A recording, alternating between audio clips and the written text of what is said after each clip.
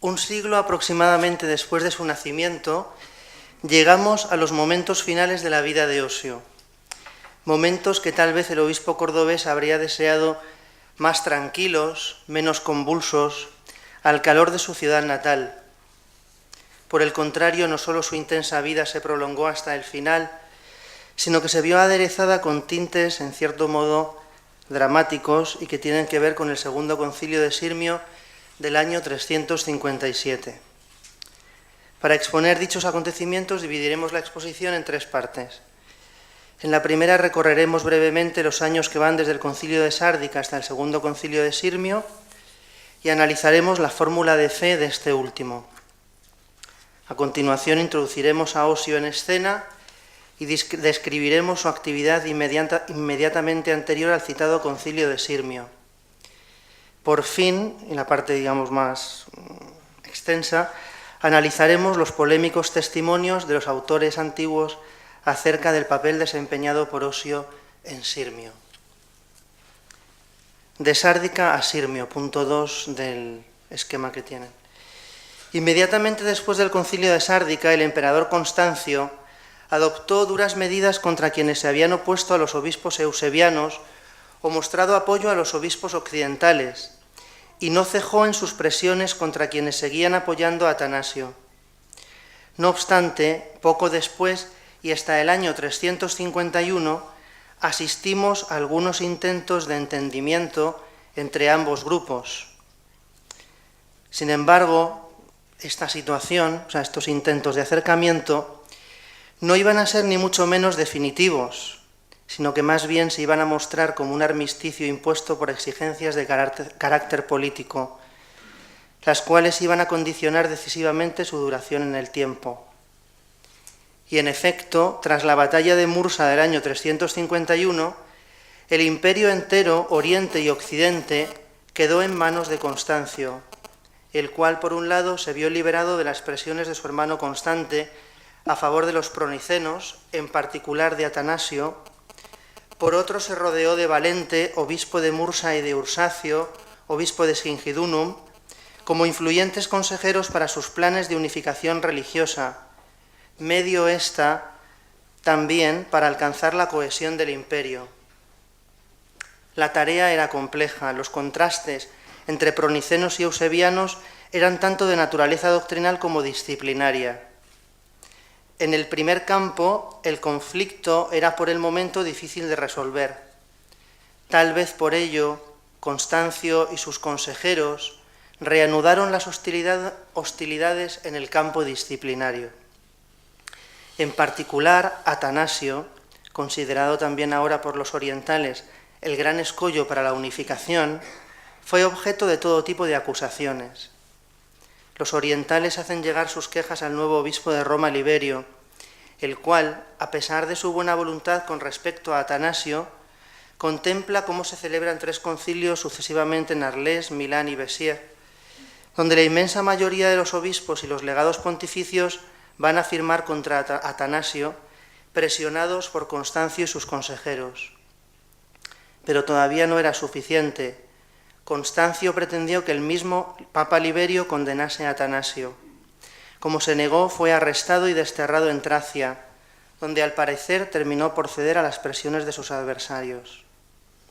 Así pues, Constancio había doblegado en el año 356 a casi todo el episcopado para que firmara contra Atanasio, quien ese mismo año es obligado por la fuerza de las armas a abandonar Alejandría por 3ª vez. Punto 3. La fórmula de Sirmio. En este estado de cosas le faltaba a Constancio aunar al episcopado para que firmara una fórmula de fe. En el año 357 el momento parecía propicio y se propuso conseguirlo mediante un concilio que se reunió en Sirmio el año 357. Asistieron muy pocos obispos, todos filoarrianos, muy fácilmente manipulables por Valente de Mursa, Ursacio de Singidunum y Germinio de Sirmio, quienes dirigieron los trabajos del concilio, logrando aprobar una fórmula de fe compuesta en latín que sería conocida como Segunda Fórmula de Sirmio o también como Blasfemia de Sirmio, decididamente proarriana, que nos ha sido conservada por Hilario de Poitiers en su De Synodes. La fórmula, que la tienen en el dossier de textos, evita las expresiones más características y descaradas del arrianismo. No se afirma que el Hijo sea fruto de la creación de la nada, ni se declara que hubo un tiempo en que no era. Ahora bien, su carácter filoarriano aparece con claridad, sobre todo en las partes en negrita, subrayando la diferencia y separación entre el Padre y el Hijo. He aquí las líneas más significativas. No hay duda de que el Padre es mayor. Nadie puede dudar que el Padre es mayor que el Hijo en honor, dignidad, gloria, majestad, e incluso por el nombre mismo de Padre, porque Él mismo lo testimonió. El que me envió es mayor que yo. Nadie ignora que lo católico es afirmar que hay dos personas, la del Padre y la del Hijo. El Padre mayor. El Hijo, y aquí viene la frase quizá más fuerte, subordinado junto con todo lo que el Padre le sometió. Filium subjectum cum omnibus is que ipsi pater subiecit. El Padre no tiene inicio, es invisible, es inmortal, es impasible, pero el Hijo ha nacido del Padre, Dios de Dios, luz de luz. Fin de la cita. Es indudable el acento de estas líneas. La inferioridad del Hijo respecto al Padre, grosso modo y en su vertiente económica, podía tener puntos de apoyo en la tradición prenicena, pero aquí es repetida, subrayada, callando todo lo que asemeja al Hijo al Padre. Sobre todo hay que notar que el Hijo es explícitamente acomunado con todas las cosas que Dios le ha sometido, en referencia a 1 Corintios 15, 27. Así pues, aunque al final se dice que el Hijo es Deum ex Deo, parece que el único Dios verdadero es el Padre. Por otro lado, la fórmula no precisa el sentido de la generación del Hijo, vagamente caracterizado como genitum ante secula, y todavía más, desautoriza al respecto el uso del término usía, y más específicamente el de homoousios y homoiousios, porque no se encuentran en la Sagrada Escritura y porque, cito, nadie puede explicar el nacimiento del Hijo de quien está escrito, ¿quién explicará su generación? Es manifiesto que solo el Padre sabe cómo engendró a su Hijo y solo el Hijo sabe cómo fue engendrado por el Padre. Fin de la cita. Por medio de estas expresiones, los autores de la fórmula pretendían no remitir al misterio, sino dejar abierto el camino a la interpretación arriana que identificaba generación y creación con fundamento en Proverbios 8, 22, 25. Hay que subrayar que se trata de la primera vez en la que se proscribía el uso de homoousios, término distintivo de la teología nicena. Por su parte, el término homoiousios, el cual aparece aquí atestiguado por primera vez, estaba en camino de convertirse en término aglutinador de un grupo de obispos eusebianos orientales que propugnaba un repensamiento de la cuestión doctrinal que tendiera puentes con los pronicenos y soltara definitivamente amarras en relación con el arrianismo. En este sentido, resulta lógico pensar que el rechazo del término homoiousios en la fórmula de Sirmio tuviera como objetivo abortar o al menos frenar dicha reacción dentro de su propio bando. En síntesis, la fórmula caracteriza al Hijo, aun sin decirlo, como de semejante al Padre.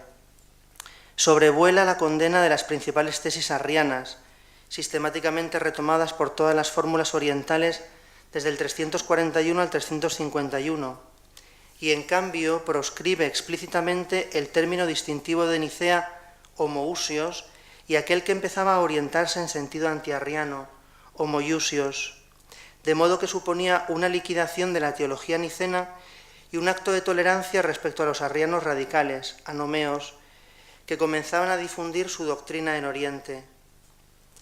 Sin embargo, la formulación fue tan sesgada en sentido filoarriano que contribuyó a que los obispos moderados, que hasta ahora habían militado en el bando llamado eusebiano, reaccionaran en busca de una moderación y equilibrio que no sin dificultades desembocarán en la superación de los malentendidos y en el encuentro. Punto 4. Osio y los acontecimientos anteriores a Sirmio. La carta al emperador Constancio. llega el momento de introducir en escena a nuestro protagonista. Un gran silencio lo rodea desde este concilio hasta los años 355-356, cuando Constancio, no contento con presionar al obispo de Roma, Liberio, exigió que el casi centenario Osio se presentara en la corte con el fin de que firmase la condena de Atanasio y entrase en comunión con los eusebianos. El obispo acudió, pero no firmó contra el primero y se negó a entrar en comunión con los segundos. Curiosamente, tal vez con motivo de la avanzada edad de Osio, se le permitió abandonar la corte y volver a Córdoba, donde, sin embargo, no pararon de llegar presiones. Osio no solo no se plegó a las amenazas del emperador, sino que alentó entre los obispos hispanos la resistencia para que no se aceptase la condena a Atanasio y escribió una valiente carta a Constancio. Se nos ha hablado esta mañana de ella.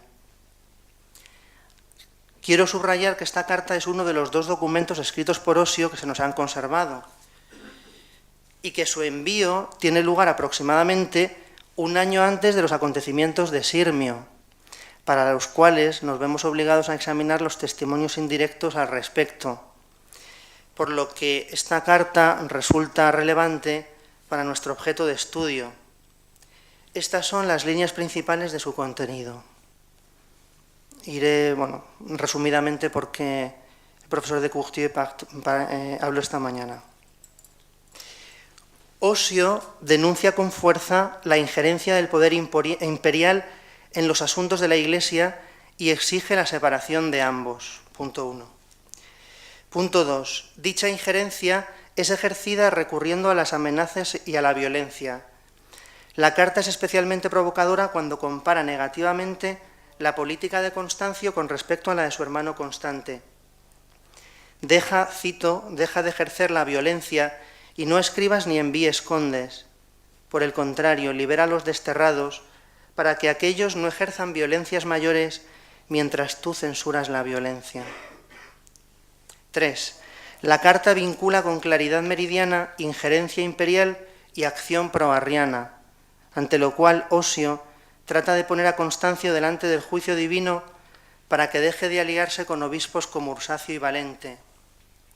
Afirma: deja ya de escribir tales cosas, no tengas los sentimientos de Arrio, ni escuches a los orientales, ni confíes en Ursacio, Valente y su entorno. Lo que ellos dicen lo afirman no por causa de Atanasio, sino por causa de su propia herejía. 4. Osio quiere dejar claro que Atanasio no es el problema, tal como los obispos orientales y el propio emperador han querido hacer creer. De hecho, los obispos orientales rechazaron en Sárdica cuantos procedimientos fueron propuestos para aclarar la cuestión atanasiana. Además, tanto estos como el emperador se han mostrado erráticos en su actitud respecto al obispo de Alejandría. 5. Osio recuerda su confesión de fe en tiempos de la persecución de Diocleciano y se muestra dispuesto a sufrir la misma persecución, pero no a tolerar las amenazas imperiales. Cito: yo fui también confesor de la fe al comienzo, cuando hubo una persecución en tiempos de tu abuelo Maximiano. Si tú también me persigues, también ahora estoy dispuesto a soportar lo que sea, antes que derramar sangre inocente y traicionar la verdad.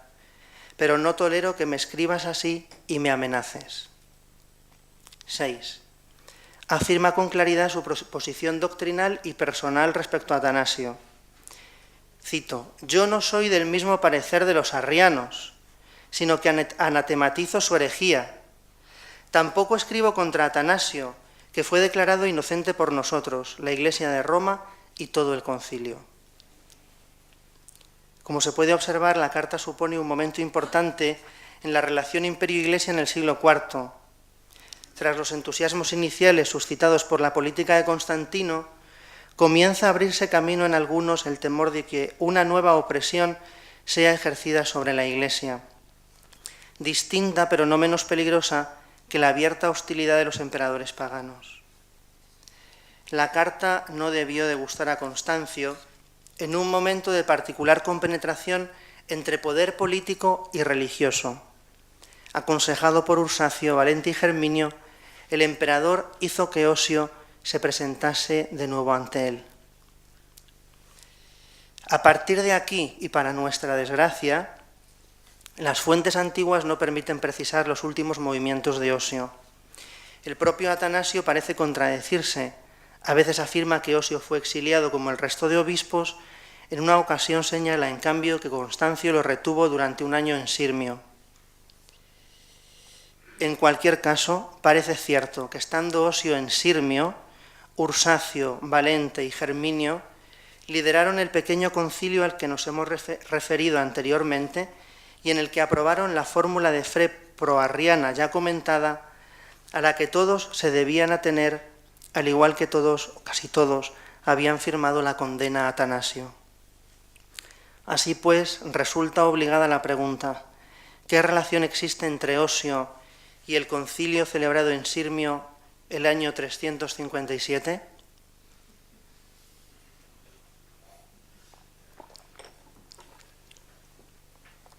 Paso al punto 5.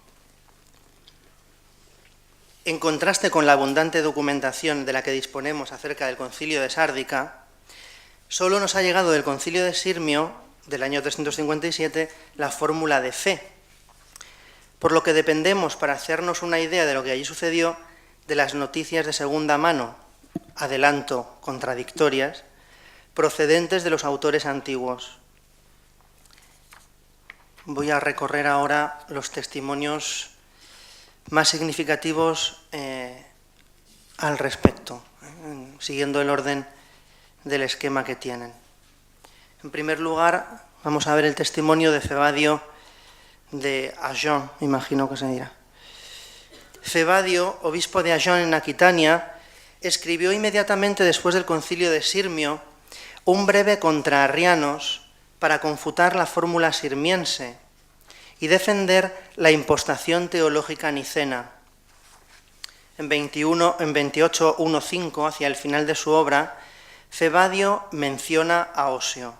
Cito: «No ignoro que el nombre de Osio, sacerdote ancianísimo y de fe siempre diligente, es utilizado contra nosotros como un ariete con el fin de echarnos en cara el atrevimiento de su contradicción, temeritas contradiccionis. Dicha contradicción es comprendida por Febadio como un cambio de pensamiento que supone sentire diversa, aunque no precisa en qué ha consistido exactamente. Así pues, Febadio, obispo de la Nicena, atestigua la postura a favor de dicha fe que Osio ha mantenido durante toda su vida, pero a la vez deja ver que le ha llegado la noticia de la contradicción en la que Osio ha incurrido en Sirmio, noticia con la que no se ceba, pero que tampoco es negada ni excusada por él, a pesar de que ésta le ha debido de llegar a través de la propaganda filoarriana que está utilizando lo sucedido con Osio como arma arrojadiza contra sus adversarios. Se deduce en cualquier caso la importancia que unos y otros atribuían a contar con Osio en su propio bando. Y pasamos a Atanasio. Atanasio e Hilario son, digamos, quizá las noticias, bueno, no sé si más relevantes. De gran relevancia resulta el testimonio de Atanasio. Los 5 destierros que sufrió hasta su muerte en el año 373 evidencian que se convirtió en el principal adversario del frente eusebiano, a lo que sin duda contribuyó también el carácter fuerte y decidido de Atanasio, poco diplomático y amigo también de medidas férreas respecto a sus adversarios, con la seguridad que le otorgaba el apoyo leal de los fieles y del monacato egipcios. Vamos a ir recorriendo las obras de Atanasio. En este momento, aunque haré ya algún tipo de valoración de cada una de las noticias, digamos que luego habrá una valoración final conclusiva. En la Apología a Constancio, concluida en torno al año 357, no se sabe si antes o después del concilio de Sirmio, Atanasio atestigua el valor y la autoridad que Osio tiene y que él personalmente le concede como fuente para acceder a la verdad de los acontecimientos. Atestigua también que, entre otros muchos, el gran Osio de las Hispanias ha sido desterrado porque no aceptó firmar contra él. Asimismo, en la epístola a los obispos de Libia y Egipto, escrita también antes de Sirmio, hace una lista bastante extensa de obispos fiables. El primero es el obispo Osio, hombre grande y confesor. Algo cambia en la apología contra los arrianos. Ya estas obras son todas posteriores a Sirmio. Atanasio, movido por las continuas presiones y acusaciones que a partir del 351 soportó de parte de Ursacio y Valente y de Constancio, emprendió una apología en la que quería ofrecer testimonios y documentos a favor de su causa. En la conclusión de la misma, Atanasio se refiere a los obispos que lo han defendido y han tenido que soportar por ello la persecución, la violencia y en ocasiones el destierro. Tras reseñar el caso de Liberio, el cual, cito, aunque no soportó la aflicción del destierro hasta el final, permaneció en el exilio 2 años al conocer la maquinación contra nosotros, afirma el alejandrino. Y además está el gran Osio y los obispos de Italia, las Galias, los demás de las Hispanias, de Egipto y Libia, y todos los de la Pentápolis. Así pues, Osio ocuparía un puesto de honor entre los obispos que habían persuadido con razones y soportado el destierro, el cual en su caso ha de ser el de Sirmio en 357. De ellos, de estos obispos, además indica, cito, aunque durante un corto tiempo creyeron oportuno no oponerse por miedo a las amenazas de Constancio, y aunque la violencia extrema, el poder déspota de Constancio, las numerosas injurias y los golpes muestran que consideraron oportuno no tanto condenarnos cuanto no soportar los golpes, es más justo que todos, plenamente convencidos, odien y abominen la injusticia y la violencia que se nos ha infligido, porque nosotros no hemos padecido esto por ninguna otra cosa que no sea la impiedad arriana. A la poca claridad con la que se superponen los acontecimientos en el final de la apología, se suma el carácter genérico de la afirmación. Sobre todo la segunda parte se podría, aunque no exclusivamente, aplicar a Osio y a los acontecimientos de Sirmio, primero porque éste aparece citado en primer lugar y separado del resto de obispos de las Hispanias. Segundo, por la referencia posterior a la debilidad de la vejez. En tal caso, Atanasio admitiría la condena que ha sufrido por parte de los obispos, de Osio en particular. Por otro, minimizaría el valor del hecho, pues su intención primera fue la de no soportar la violencia que se ejercía contra ellos. En la apología de su huida, otra obra de Atanasio, este se defiende de la acusación de haber abandonado Alejandría antes de su tercer destierro. En realidad, el dux siriano había entrado en febrero del 356 en la iglesia en la que se estaba celebrando la liturgia para ejecutar el destierro de Atanasio. Entonces, un grupo de monjes y de fieles lo sacó de la basílica y lo mantuvo escondido. Es entonces cuando Atanasio compone probablemente este escrito, en cualquier caso después de Sirmio. En el número 5 denuncia las violencias que se han llevado a cabo contra los obispos y contra el pueblo. Respecto a Osio, encontramos un documento en línea con el anterior, algo más extenso y con algunas particularidades. A propósito de Osio, hombre grande, de hermosa vejez y verdadero confesor, resulta superfluo que yo hable, pues todos conocen de igual modo que han conseguido desterrarlo también a él.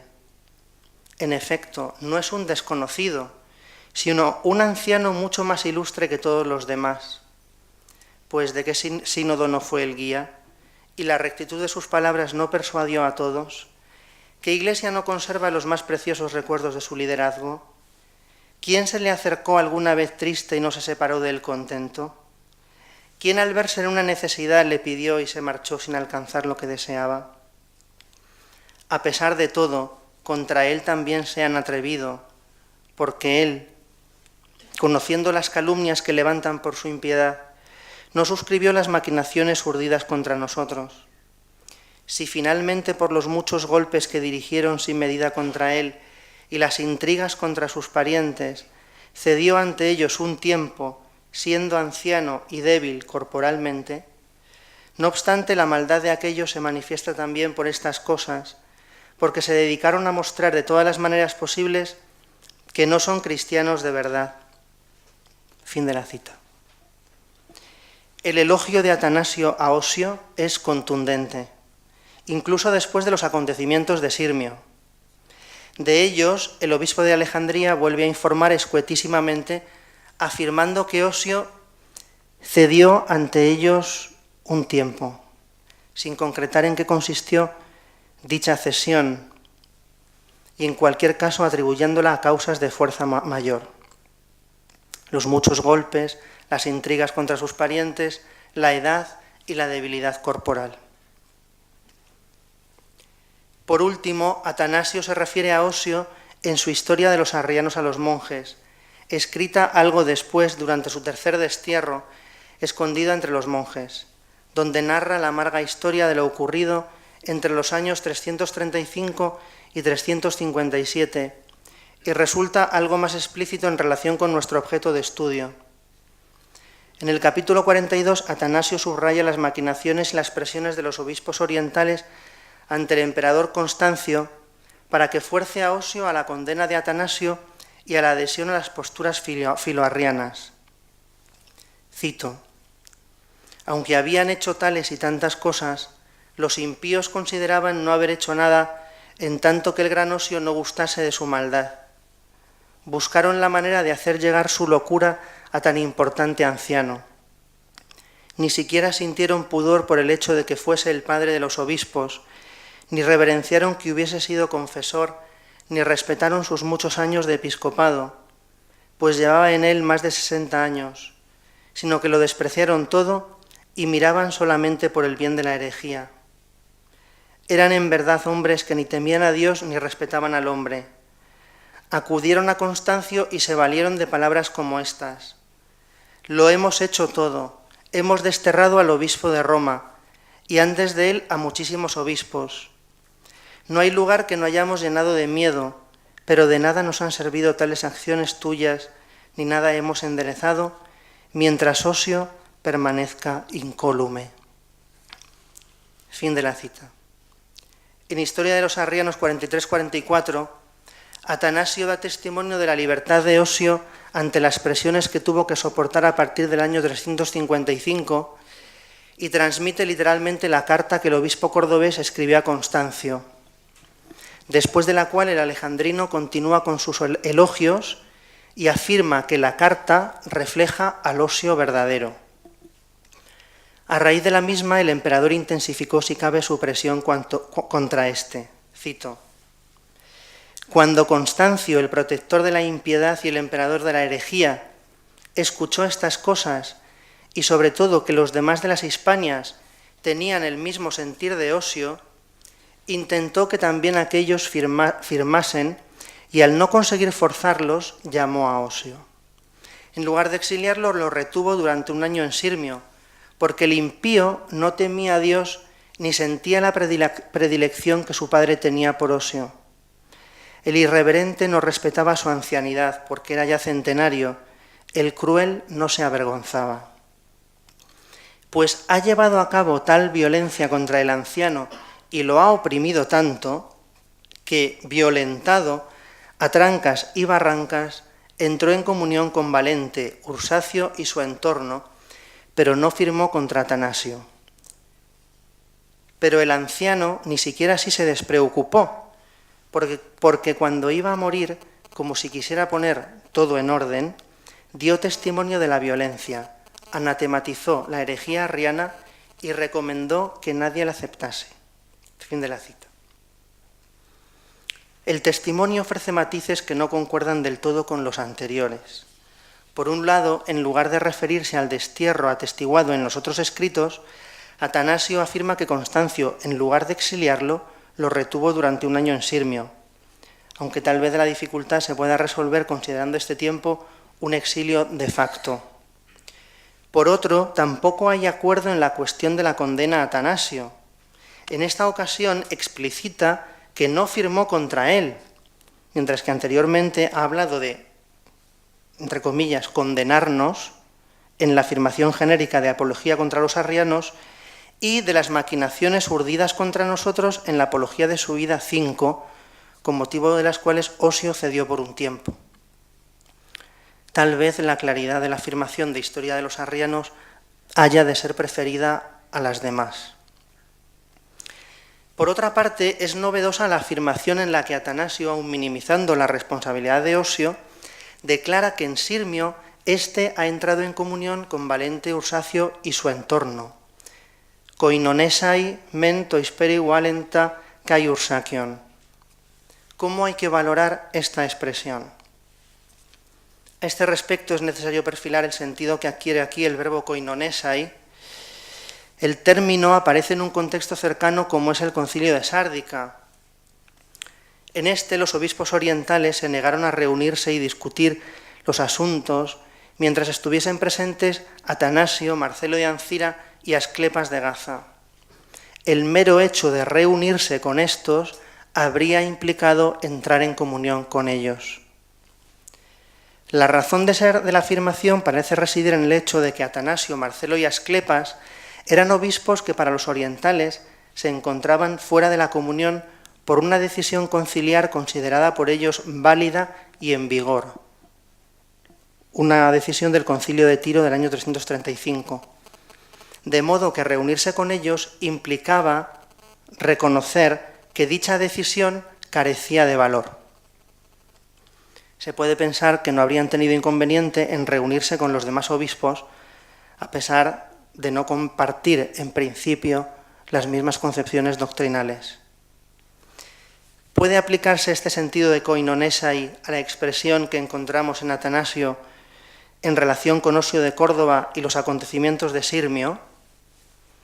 Imposible no sería, porque desde el punto de vista de Atanasio, Ursacio, Valente y compañía se encontraban fuera de la comunión, de modo que pudo entender koinonesai aplicado al mero hecho de reunirse. La sola reunión con ellos significaría la legitimación de su cruel e impía actuación desde el año 351, un cierto modo de entrar en comunión. Aún así, pienso que es más probable que aquí el verbo koinonesai tenga un calado mayor. A continuación, Atanasio parece reconocer que la cesión de Osio implicó algún tipo de adhesión por su parte a la fórmula propuesta por sus adversarios, pues en otro caso sería más difícil de explicar que diga que Osio, antes de morir, cito, como si quisiera poner todo en orden, dio testimonio de la violencia, anatematizó la herejía arriana y recomendó que nadie la aceptase. Recapitulemos las noticias de Atanasio sobre Osio y el concilio de Sirmio. Todos los testimonios se encuentran en obras apologéticas del alejandrino. En ellas le interesa hacer patente el prestigio de Osio, su inocencia y las injusticias que sus adversarios han cometido contra él. Esta orientación ha podido condicionar la presentación de las noticias, aunque no hasta el punto de distorsionar los siguientes puntos fundamentales. 1.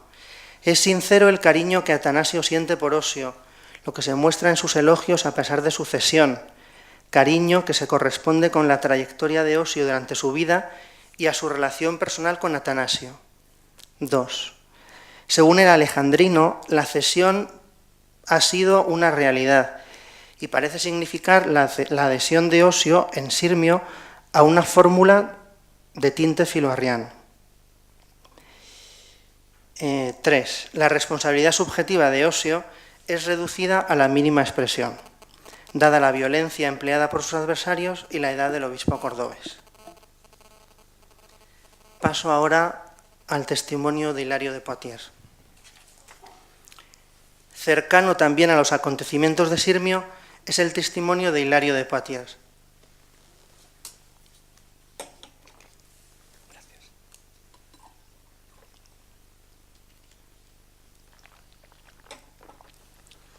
Ausente de los concilios de Arles y Milán, Hilario alza su voz de protesta cuando se entera de que numerosos obispos occidentales han condenado a Atanasio presionados por Ursacio y Valente, con los que rompe la comunión a finales del año 355.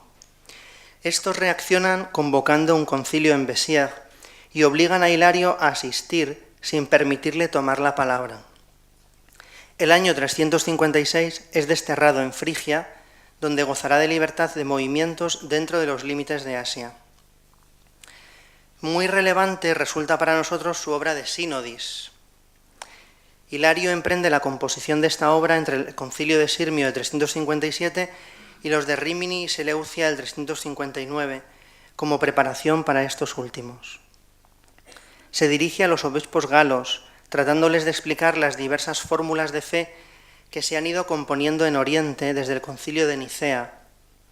Mediante ella quiere establecer un puente de diálogo entre los obispos occidentales y la facción moderada de los obispos orientales, los llamados homeusianos. Se trata en este sentido de una obra conciliadora para hacer ver a Occidente que no son arrianos todos los orientales que rechazan la fórmula de Nicea y acercar lo más posible a las posiciones homeusianas al espíritu niceno. Por otro lado, se dirige en la última parte de la obra a los obispos orientales con el fin de eliminar las sospechas monarquianas que pesaban sobre los occidentales. Osio aparece en varias ocasiones, en las que Hilario ofrece de él una imagen bastante negativa. En De Synodis 3, Hilario alaba la actitud de los obispos galos tras la aprobación de la fórmula de Sirmio del 357, pues mostraron su desacuerdo con ella y la condenaron. También recuerda que en Oriente se ha producido una reacción contra dicha fórmula y la exaltación del arrianismo radical, liderada por Basilio de Ancira y Jorge de la Odisea, en otros tiempos fervorosos arrianos. Como fruto de la misma se celebra el concilio de Ancira del año 358, el cual quiso mantenerse alejado tanto del arrianismo como del monarquianismo. En él se afirma la plena divinidad de Cristo y su verdadera y real filiación divina. El recurso al término homoiousios para caracterizar la relación entre el Padre y el Hijo hizo que sus partidarios fueran llamados homeusianos. También en esta línea, Basilio de Ancira consigue la convocatoria de un concilio en Sirmio el año 358, o sea, no del que estamos hablando, sino un año después también en Sirmio, con pocos obispos y en el que vuelven a triunfar tesis homeusianas, a pesar de la presencia de Ursacio, Valente y Germinio, quienes no tuvieron inconveniente en suscribir los acuerdos del concilio. A estos hechos se refiere Hilario cuando afirma en De Synodis 3. Y cuando oyeron los obispos presentes en el concilio del 358 lo que de manera sumamente impía había sido redactado en Sirmio en 357, se opusieron a la audacia de los impíos con algunos decretos que expresan su manera de pensar. Y aunque han perseverado no sin una cierta decepción para los oídos y disgusto para la piadosa preocupación, han perseverado hasta el punto de obligar a la profesión de su ignorancia y de su error a aquellos mismos, se refiere a Ursacio y Valente, que habiéndolo así pensado y confirmado, cedieron en Sirmio del 357 al pensamiento de Potamio y Osio. Y esos mismos, mediante una nueva firma, han condenado lo que habían hecho. Así pues, según Hilario, algunos obispos orientales, parece Ursacio, Valente y Germinio, habrían cedido en el concilio de Sirmio del año 357 al pensamiento de Potamio y de Osio, los cuales adquieren aquí, en Hilario, digo, un papel activo y un protagonismo que no aparecía en Atanasio. Este protagonismo de Osio en relación con la fórmula de fe de Sirmio alcanza su punto culminante en De Synodis 11. Inmediatamente antes de que Hilario ofrezca el texto de dicha fórmula, encontramos la siguiente expresión introductoria. La tienen: exemplum blasphemia pud Sirmium per Osium et Potamium conscriptae. la fórmula, o sea, copia de la blasfemia de Sirmio, escrita o compuesta por Osio y Potamio. La fórmula, o sea, es un subtítulo, lo cual es problemático también. Esta fórmula se encuentra en casi todos los manuscritos del De Synodis. Este dato me lo ha hecho llegar el profesor Michael Dost, profesor de CUA en Suiza, que está preparando la edición crítica de esta obra. Y concuerda a grandes rasgos con el papel que Hilario otorga a Osio en De Synodis III. Sin embargo, es posible que, siendo un subtítulo, haya sido también obra de un copista. Parece ser que Hilario en otras obras no utiliza estos subtítulos. Bien, no podemos tener una certeza, ¿no?, de si este subtítulo procede de Hilario o puede proceder de un copista posterior. En cualquier caso, está en línea, aunque ciertamente es una afirmación más fuerte, con la afirmación de Synodis III. En De Synodis 63, Hilario quiere hacer caer en la cuenta a los obispos occidentales, no habituados a la proliferación de fórmulas de fe, de la penosa situación doctrinal en Oriente, lo que ha ocasionado que algunos hayan buscado nuevas formulaciones para mantener la fe primera. Es el caso del homoiousios empleado en el Concilio de Ancira del año 358. Pues bien, según Hilario, la fórmula de fe de este concilio fue necesaria, cito, porque en Sirmio, por causa de un Osio que no se acordaba de sus hechos y dichos, estallaba la doctrina de la impiedad nueva y sin embargo purulenta desde hacía tiempo. Pero no hablo de él, al que se ha respetado para que por razón del juicio humano no se ignore cómo había vivido antes. Por lo que concierne al papel desempeñado por Osio en Sirmio, el pasaje resulta más genérico que los anteriores. Por otro lado, Hilario manifiesta ahora su deseo de no hablar de Osio para que no caiga en el olvido su anterior forma de vivir, la cual le mereció ser respetado. En cualquier caso, sorprende en todo el contexto la comprensión que Hilario manifiesta hacia los obispos orientales, incluso hacia aquellos que, coaccionados, abandonaron supuestamente el arrianismo radical y asumieron tesis homeusianas, y la severidad con la que habla de Osio.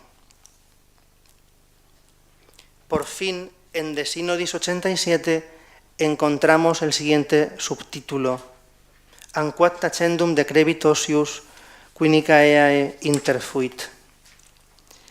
A continuación, un ficticio interlocutor objeta que incluso los defensores del homoousios en el Concilio de Nicea han acabado firmando la fórmula de Sirmio del 357, el cual prohíbe el uso de dicho término, a lo que Hilario responde, cito, «Os pido que, aparte del anciano Osio, demasiado amante de su sepulcro, no se encuentre ningún otro que piense tener que silenciar ambos términos, homoousios y homoiousios». El pasaje reitera de nuevo el papel activo de Osio en Sirmio por medio del verbo decrevit, en alusión a la prohibición del término homoousios. Por otro lado, Hilario alude aquí a un posible atenuante para el modo de proceder del obispo cordobés, su ancianidad y tal vez sus miedos por causa de su debilidad, en concreto no volver a su patria para morir en ella. Tras los concilios de Rímini y Seleucia del 359, no se sabe bien si antes o después de regresar del destierro, decepcionado por la actitud del emperador, Hilario escribe un Contraconstancio, donde a pesar de sus invectivas encontramos valiosas noticias históricas. En relación con Osio, Hilario afirma en el capítulo 23, cito, «Incluso condenas tus propias rectificaciones a las divagaciones o extravagancias de Osio, deliramenta Osi, y a las amplificaciones de Eusacio y Valente». El pasaje señala la incoherencia de Constancio, quien acabó oponiéndose a lo que Osio, coaccionado por él, mantuvo en el concilio de Sirmio del 357. Hilario califica la postura de Osio como deliramenta, extravagancias, divagaciones, de modo más neutro que en otras ocasiones. En conclusión, Hilario parece atribuir a Osio una responsabilidad activa en la composición de la fórmula de fe de Sirmio. Sorprende la distancia del testimonio de Hilario respecto al de Atanasio. Mientras que para el alejandrino es un Osio pasivo y coaccionado, quien probablemente cedió a las pretensiones filoarrianas, para el obispo galo es un Osio activo, si acaso limitado por sus miedos y por sus extravagancias. Ciertamente se trata de noticias incompatibles. Sorprende también la dureza y severidad de Hilario respecto a Osio y, por el contrario, la benevolencia hacia los homeusianos, los cuales, aunque empezaban a manifestar abiertamente su oposición a los arrianos, poco antes habían luchado denodadamente contra el homoousios al lado del arrianismo radical. Ciertamente, en este sentido, algo explica el hecho de que Hilario haya escrito el de Sínodis en el exilio, en un medio muy diverso del de Atanasio y con el deseo de tender puentes con los homeusianos o, con otras palabras, con el deseo de unir a los antiarrianos de las dos partes del imperio. Algunos estudiosos han asumido los datos de Hilario y consideran a Osio autor de la fórmula de fe de Sirmio. Otros, como Manlio Simonetti, piensan que es casi imposible admitir que Osio tomó parte en los trabajos de composición de la fórmula, pues si hubiese participado en el concilio, Valente y los suyos habrían hecho aparecer su nombre con el de ellos en la apertura de la fórmula con fines propagandísticos. Osio se habría limitado, pues, a firmarla. A partir de aquí, las noticias se siguen multiplicando y la confusión se sigue multiplicando. Voy a poner algún ejemplo y pasaré a la conclusión. El libellus precum y la propaganda luciferiana. Voy a pasar muy de puntillas porque Antonio Javier mañana nos hablará abundantemente de este escrito. Pero es un testimonio muy negativo acerca de Osio, aunque en este caso parece evidente el recurso a la propaganda y la exageración y la ausencia de cualquier rigor histórico. Manifiesta una tendenciosidad y falta de rigor considerables, como puede fácilmente constatarse en la presentación de Hilario como favorecedor de los herejes o en la de Juliano el Apóstata como protector de la verdadera fe, o en el silencio absoluto acerca del Concilio de Constantinopla del 381. Es significativo que Isidoro de Sevilla, ya en el siglo VII, asume acríticamente las informaciones del libellus precum y denuncia que Osio consintió con la impiedad arriana, cometió una impía prevaricación, se alejó de lo permitido a la fe, sucumbió y condenó el homoousios. No cabe duda de que el testimonio de Isidoro ha pesado enormemente en el juicio que Occidente ha realizado sobre Osio a partir de entonces. Basilio de Ancira y Jorge de la Odisea. Más confusión. Epifanio de Salamina, obispo de tal ciudad en Chipre, nos ha legado en su Panarion una interesante carta atribuida a los homeusianos, Basilio de Ancira y Jorge de la Odisea, antes aliados del arrianismo radical. Después de la reacción homeusiana, tras el concilio de Sirmio del 357, los filoarrianos no permanecieron con los brazos cruzados. Antes de la celebración del concilio general, que tendría lugar finalmente en Rímini Seleucia, se celebró el cuarto concilio de Sirmio, donde se compuso una fórmula de fe conocida como Cuarta Fórmula de Sirmio o Credo Datado, por aparecer fechado el 22 de mayo del 359, con la que se buscaba un término medio entre la fórmula de Sirmio del 357, filoarriana, y las decisiones del concilio de Ancira del 358, homeusianismo. Basilio y Jorge reaccionaron por medio de dicha carta. En ella atestiguan que algunos tienen interés en afirmar que el Hijo es de semejante al Padre en cuanto a la sustancia, puesto que pensaban que la Iglesia lo había aprobado en virtud de un documento o carta que arrancaron del venerable obispo Osio, en la que se menciona la expresión de semejante en cuanto a la sustancia, tuanomoion katusian. A continuación, hacen alusión a algunos obispos orientales que se esfuerzan por eliminar de la Iglesia el nombre sustancia. Así pues, Basilio y Jorge se refieren por un lado al venerable obispo Osio. No sabemos si el adjetivo venerable responde a una iniciativa suya o proviene de aquellos que, alineándose con el texto proveniente de Osio, afirman que el Hijo es de semejante al Padre en cuanto a la sustancia. Tampoco sabemos si ellos han tenido acceso al documento. Según Víctor de Clercq, este escrito no sería sino la fórmula de Sirmio del 357. Esta explicación se topa con la dificultad de que en dicha fórmula no se dice que el Hijo sea de semejante al Padre. Aún así, se podría pensar en una deducción abusiva a partir de la fórmula de fe. En cualquier caso, se corrobora que en medios filoarrianos se dio por bueno el hecho de que Osio se había adherido de algún modo a sus tesis. Esta información ha llegado a Jorge y a Basilio en dicho momento, o sea, en el 358, exponentes de un homeousianismo cercano al espíritu niceno.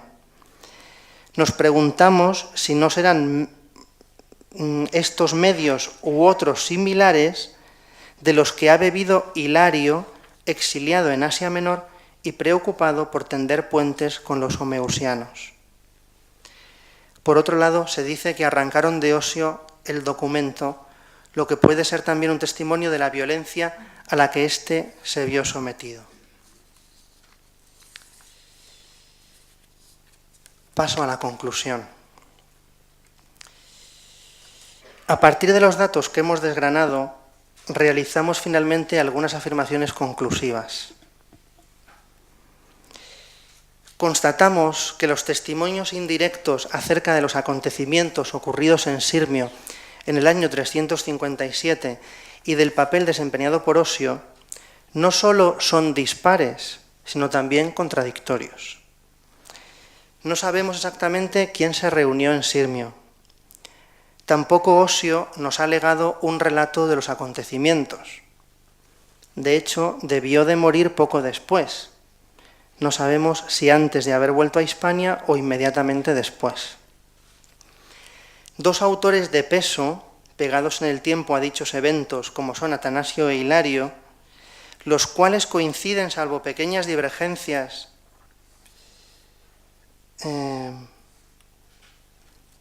textuales en el tenor literal de la fórmula de fe, ofrecen noticias imposibles de conciliar. A este respecto nos gustaría saber cómo, en qué contexto y por medio de quién les ha llegado a cada uno la información de los hechos acaecidos en Sirmio, porque lo que resulta evidente es que ésta ha llegado tergiversada al menos en uno de los dos casos. Todo ello invita a ser cauteloso a la hora de acoger la presente conclusión. Dicho de otra manera, es difícil saber con certeza qué ocurrió en Sirmio. Los acontecimientos que allí tuvieron lugar se nos presentan envueltos en una confusión y oscuridad suficientes como para ser, como decía, cautos a la hora de hacer afirmaciones tajantes. Dicho esto, nos preguntamos, ¿pueden ser todas las noticias que poseemos acerca de Osio y los acontecimientos de Sirmio fruto de una propaganda filoarriana? De hecho, parece que los obispos presentes en la reunión pertenecían a dicha tendencia. Por otro lado, pesan la trayectoria intachable de Osio hasta dicho momento y la carta a Constancio escrita solo 2 años antes. En cierto modo, uno piensa en otro obispo cristiano, aun en circunstancias diversas, como Policarpo, y mucho tiempo antes, quien ya anciano, al ser preguntado si quería evitar el martirio, responde que lleva 86 años sirviendo a un único maestro y que no va a cambiar entonces. En este sentido, cuesta pensar que quien ha mostrado una línea homogénea a lo largo de los años, es más, quien llegó a ser confesor en tiempos de persecución, pueda prestarse a ceder en cuestiones de fe frente a sus adversarios. En el extremo opuesto tenemos el testimonio de Hilario. Ya hemos comentado que la frase más fuerte al respecto puede no provenir de su pluma, aunque tampoco es seguro. En cualquier caso, pensamos que Manuel Simonetti tiene razón cuando afirma que sería extraño que Osio no apareciese con Ursacio, Valente y Germinio en el encabezamiento de la fórmula de fe si Osio hubiese sido el autor de la misma o hubiese participado activamente en su composición. Además, el testimonio de Hilario podría de algún modo explicarse a partir del medio homeusiano en el que el obispo Galo, exiliado, recibe las noticias sobre Sirmio y a partir del deseo que tiene de establecer puentes con los obispos de Occidente. Es más, hay que pensar que un año después de Sirmio, Ursacio, Valente y Germinio iban a afirmar también en Sirmio una fórmula de fe homeusiana, es decir, más moderada respecto a la del 357, tendencia a la que también se iba a apuntar el emperador Constancio, lo que podría hacer pensar que tal vez hubiesen buscado desvincularse de la fórmula o de la composición de la fórmula de Sirmio. La atribución de un papel activo a Osio habría venido bien, por tanto a los nuevos homeusianos, a personajes como Hilario que buscaban la paz y también a los arrianos radicales por poder contar con Osio dentro de sus filas. A mi juicio, el testimonio de más peso, a pesar de que tampoco carece del todo de dificultad e inexactitud, es el de Atanasio. Por un lado, Atanasio parece precisar en sus noticias. Dice que a él no le ha condenado, pero en algún modo Osio se habría visto envuelto en algún tipo de cesión, aunque es difícil determinar la naturaleza de la misma. Aún así, la condena de Atanasio no aparece siempre diáfana en las obras del alejandrino. Además, si concedemos que algo sucedió, habría tenido lugar bajo algún tipo de coacción, aunque tampoco podemos precisar de qué tipo. Ahora bien, ¿coaccionado para ceder y no para afirmar contra Atanasio? En este último caso se puede pensar todavía que en el concilio no fuese buscada esta firma, sino solo el acuerdo en relación con la fórmula de fe. Por otro lado, Atanasio no es una personalidad blanda. Denuncia las mentiras, las coacciones, los excesos de sus adversarios. ¿Pudo ser engañado Atanasio en relación con las noticias de Sirmio? ¿Habría realizado las afirmaciones que hizo acerca de Osio, a quien valora al máximo, si hubiese tenido la mínima duda de que dichos acontecimientos no habían ocurrido? Cuando, como digo, es alguien que no se muerde la lengua. Esto me parece difícil y quizá el argumento más fuerte dentro de la confusión que tenemos para afirmar que algo sucedió en Sirmio. A mi juicio, esta postura no implica, como sucedía en el caso de Hilario, que Osio apareciese en el encabezamiento del concilio. Se habría tratado de un comportamiento pasivo y además bajo presión.